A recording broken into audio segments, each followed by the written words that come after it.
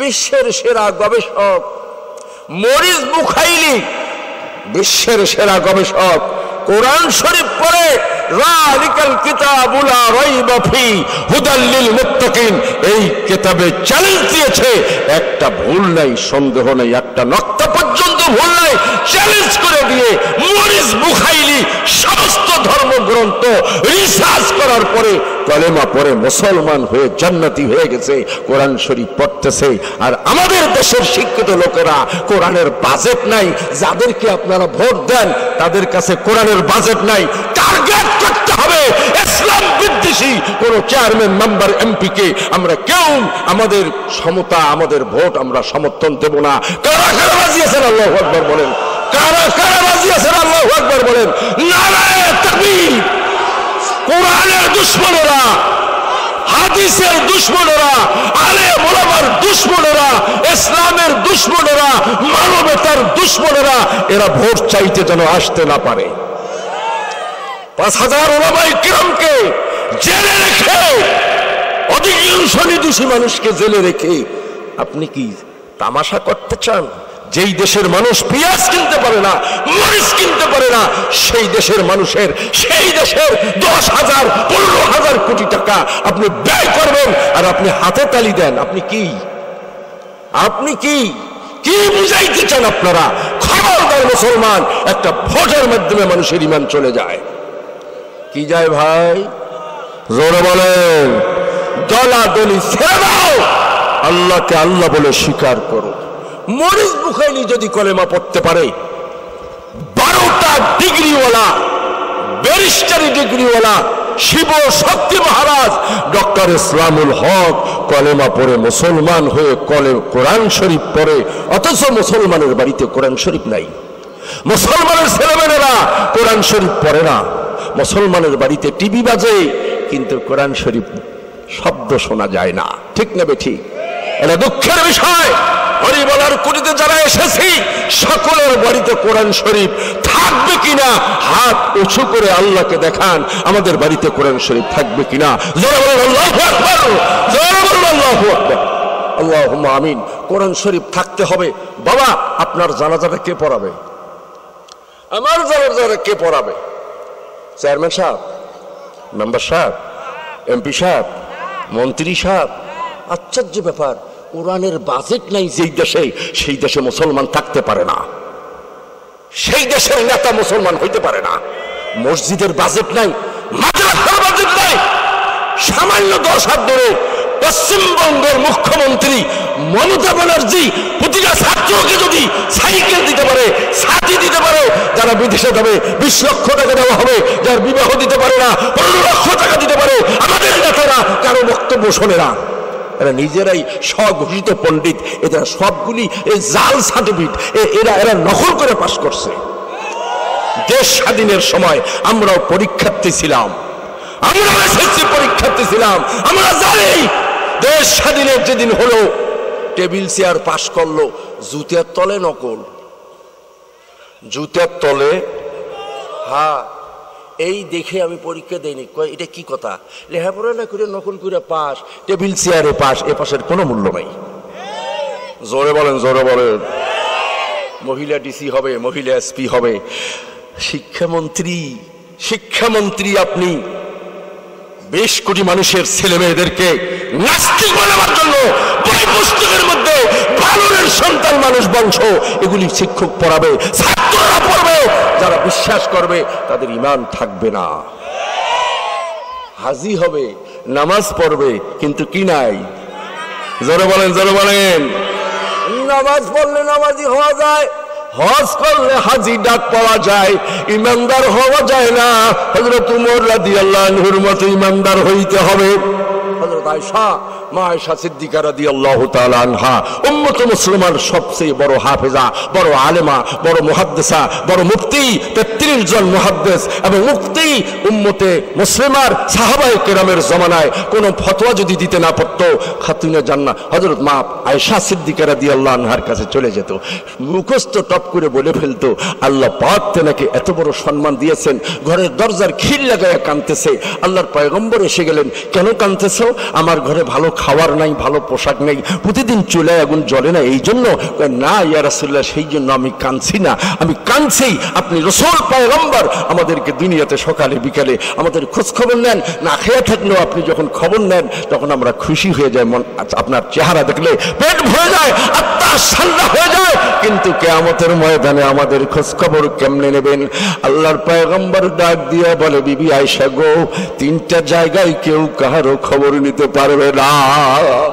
নবী যদি মা আয়েশা সিদ্দিকা রাদিয়াল্লাহু আনহার মতন জান্নাতি মানুষদের খবর নিতে পারে না, না পারে রে বাবা, আপনার বা উপায় কি হবে? আমার বা উপায় কি হবে?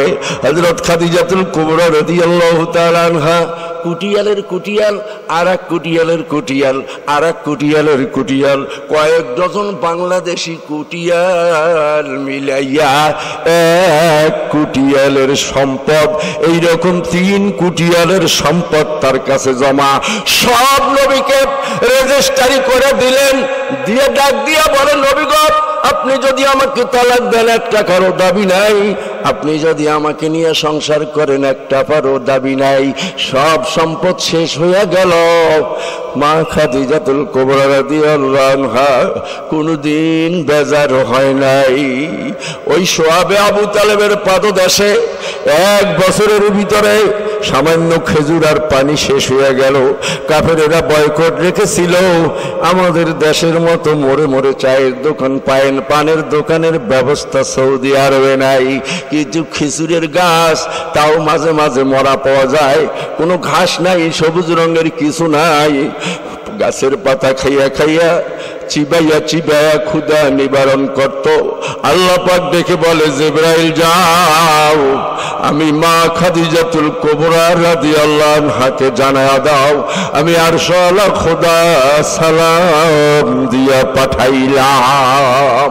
খাদিজাতুল কুবরার কাছে কুটিয়াল গিরি নাই, মাল নাই, সম্পদ নাই, মাসের পর মাস চুলে আগুন জ্বলে না, দাসী বাঁধুর যেই পোশাক সেটাও নাই, একখান মাত্র বস্ত্র পুরানা।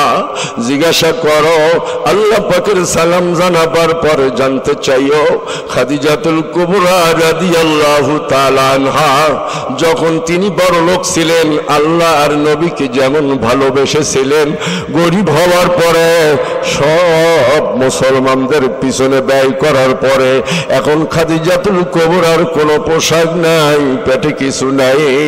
এখন আল্লাহর উপরে, পয়গম্বরের উপরে কেমন মহব্বত আছে।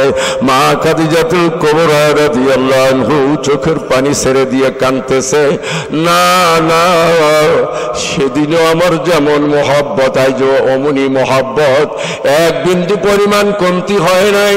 নবী গো, আরশওয়ালা খোদার সালামের জবাব তো আমি দিতে জানবো না, আমার পক্ষ থেকে নবী হইয়া সালামের জবাবটা জানিয়ে দেন। হযরত মা খাদিজাতুল কুবরা রাদিয়াল্লাহু আনহা তার জীবনী যদি না পড়া যায়, কোন মেয়ে লোক খাঁটি ইমানদার কেমনে হবে? যতক্ষণ পর্যন্ত আল্লাহর হাবিব ঘরে না আসতেন, অতক্ষণ পর্যন্ত মা খাদিজাতুল কুবরা জীবনে কোনোদিন পিঠ বিছানায় লাগায় নাই, দরজাটা বন্ধ করে পিঠটা লাগায়া দাঁড়ায়া দাঁড়ায়া থাকতো। আল্লাহর নবী ডাকা মাত্র টাস করে দরজাটা খুলিয়া দিত, হাজির খাদিজা হাজির। কিন্তু আজকে মা খাদিজা দরজা খোলে না, দরজা বন্ধ করে গড়াগড়ি দিয়ে কাঁদতেছে। নবী আমার ডাক দেয়, খাদিজা কো দরজা খোলো। কয় না, আমি কাঁদতেছি এই জন্য, আমি দুনিয়ার থেকে বিদায়ের কালে আমার সঙ্গে ওয়াদা দেন, আমার কবর খোদাই করার পরে সবাই চলে যাবে, আপনি আমার কবরে নামিয়া গড়াগড়ি দিয়ে উঠিয়া যাবেন। আপনার শরীরে দুনিয়াতে মশা মাছি পড়া হারাম, জাহান্নামের আগুন হারাম, আমার কবরে আযাব আর হবে না। আমার গোসলের পরে আমি খাদিজার গায়ে কাফনের কাফন জড়াবার আগে আগে আপনি নবীর গায়ের জামাটা আগে দিবেন, তারপরে কাফন পরাবেন। আপনার গায়ের জামাটা যদি আমি খাদিজার গায়ে পরানো থাকে, আযাবের আগুনের সাঁটা লাগবে না। নবী গো, দরজা খুলবো, আর একটা ওয়াদা যদি দেন, সবাই জানাজার পরে দাফনের পরে চলে আসবে, আপনি আমাকে একাই রেখে আসবেন না। যখন ফেরেশতা জিজ্ঞাসা করবে মান রব্বুকা ওয়া মা দীনুকা ওয়া মা নবিয়ুকা, এই ফেরেশতার প্রশ্নের জবাব মনে হয় আমি দিতে পারবো না। আমার কবরের পাশে থেকে আমার পক্ষ থেকে জবাব দিবেন, তারপরে আসবেন। সব কিছু ঠিকঠাক দুটা ওয়াদা পূরণ করার পরে, দাফন করার পরে নবী আমার আরবের গরম আর রৌদ্র যারা গেছেন তারা জানেন, যারা যান নাই তাদের কাছে বলিয়া কোনোদিন বোঝানো যাবে না। সানিদা কায় বুয়াদ মানেন দিদা, চোখের দেখাটা আর মতো কানের শোনাটা একরকম হয় না। নবী ঘেমে গেলেন, মাথার উপরে এক খণ্ড মেঘ ছাতির মতো। নবী আমার পাশে যায় ও পাশে যায়, কবরে কোনো ফেরেশতা আসে না। দীর্ঘক্ষণ পরে জিবরাইল আলাইহিস সালাম সালাম দিয়া জানিয়ে দেন, ওগো নবীজি, আর সোয়ালা খোদা পাঠিয়ে দিয়েছেন, আপনাকে আর অপেক্ষা করা লাগবে না। আপনার খাদিজাতুল কুবরা রাদিয়াল্লাহু আনহার সালাম কবরের প্রশ্নের জবাব আর সোয়ালা খোদা নিজেই দিয়া দিছে। জোরে বলুন আল্লাহু আকবার।